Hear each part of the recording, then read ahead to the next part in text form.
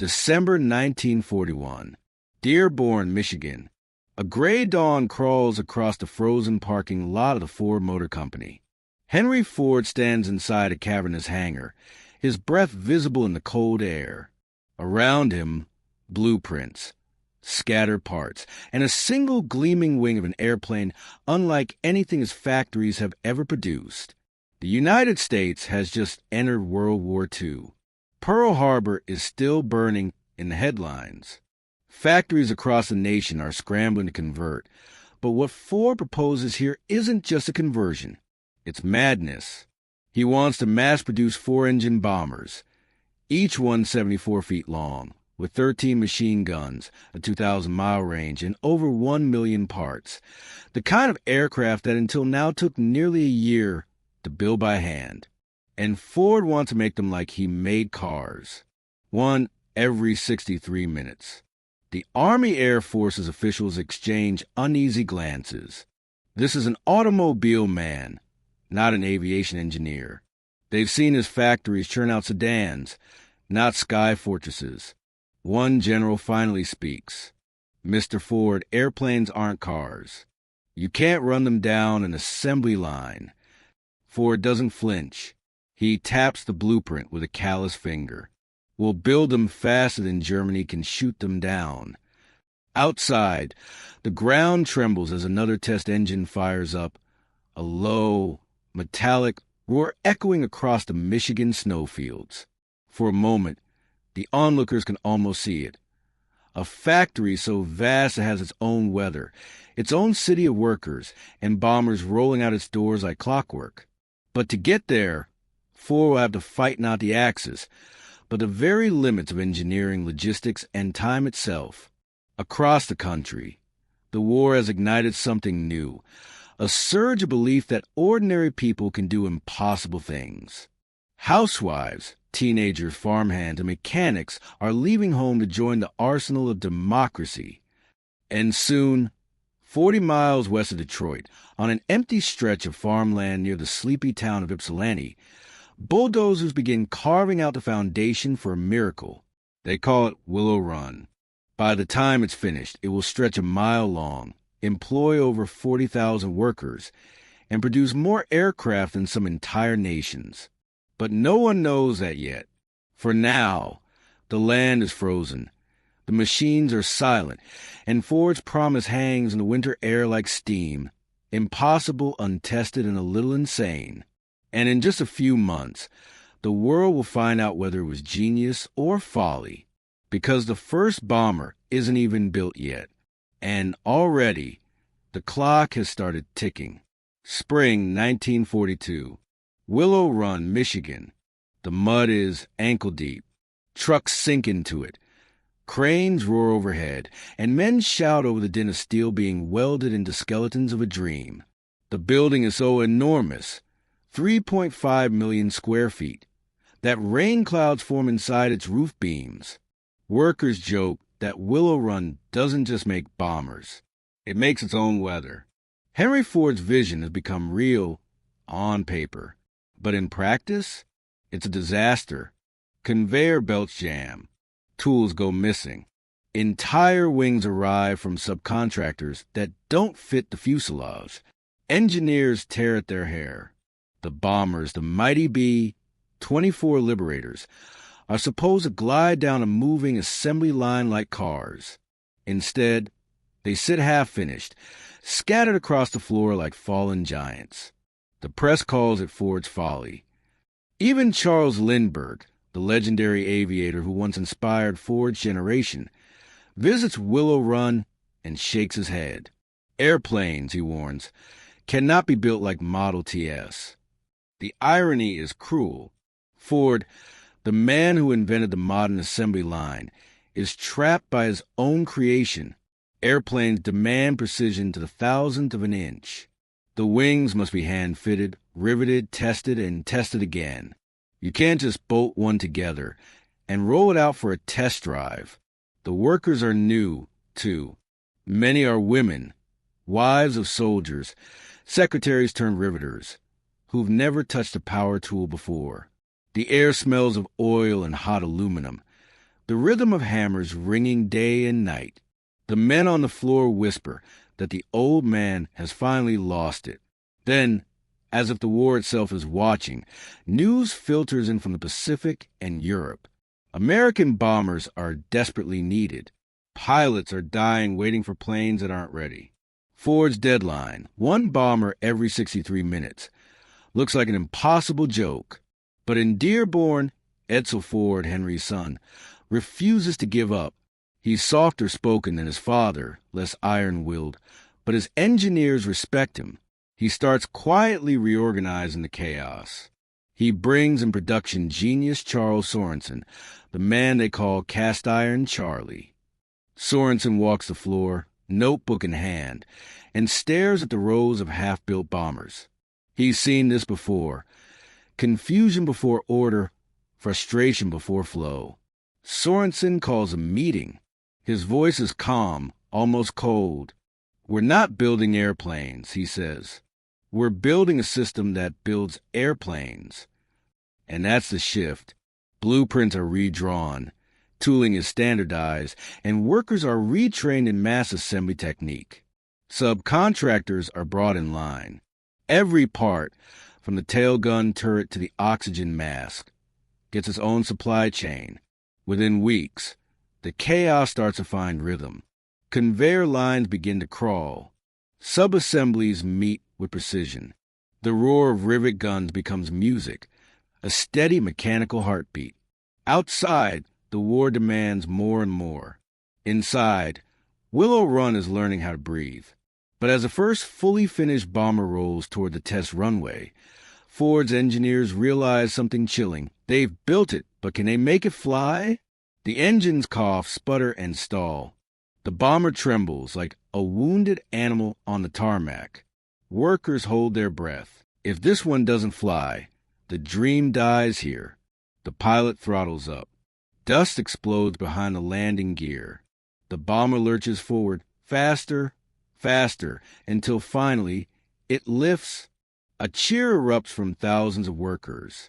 Hats fly into the air. For the first time, Willow Run feels alive. But one bomber isn't enough. Not even close. The world is burning.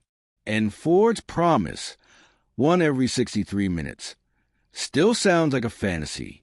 Autumn 1942. Willow Run, Michigan. Dawn breaks over a sea of parked cars, buses, and bicycles. The night shift is clocking out.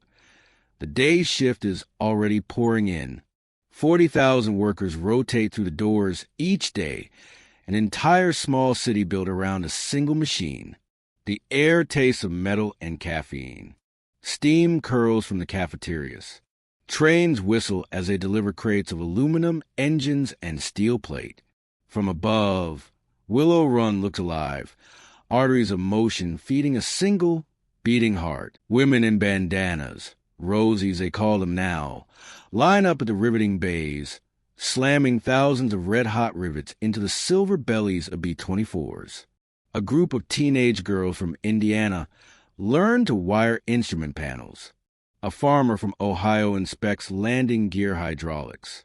This is a human factory, the soul of Ford's miracle. Every minute counts. Every mistake ripples down the line. The sound of the assembly floor is deafening. A constant thunder of pneumatic guns, forklifts, clanging tools, and the distant rumble of test engines. But if you listen closely, there's rhythm, order, confidence. They're building bombers like never before. Each B-24 takes 1.25 million parts and more than 300,000 rivets. To keep pace, Willow Run operates around the clock. At full tilt, the line never stops. Not for lunch, not for sleep. One bomber leaves the end of the mile-long line every hour, its aluminum skin glinting under the fluorescent lights like a blade. But it isn't just speed that amazes visiting generals. It's who's doing the building.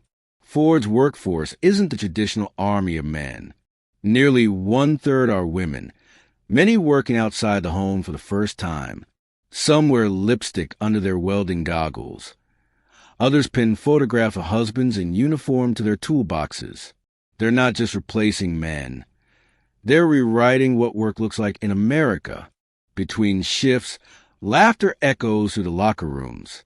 Coffee breaks turn into sing-alongs. A new kind of pride fills the air, the knowledge that their hands are shaping history, one rivet at a time. Still, the challenges are relentless. Materials run short. Weather halts shipments. Engines arrive late. Workers quit from exhaustion. And every day, telegrams arrive announcing another bomber lost overseas. Another reason to keep going faster. Edsel Ford visits often, walking the floor quietly. He shakes hands, offers encouragement, listens. His father, the elder Henry, rarely appears anymore, retreating into his stubborn silence. The stress is visible on Edsel's face. He's aging fast.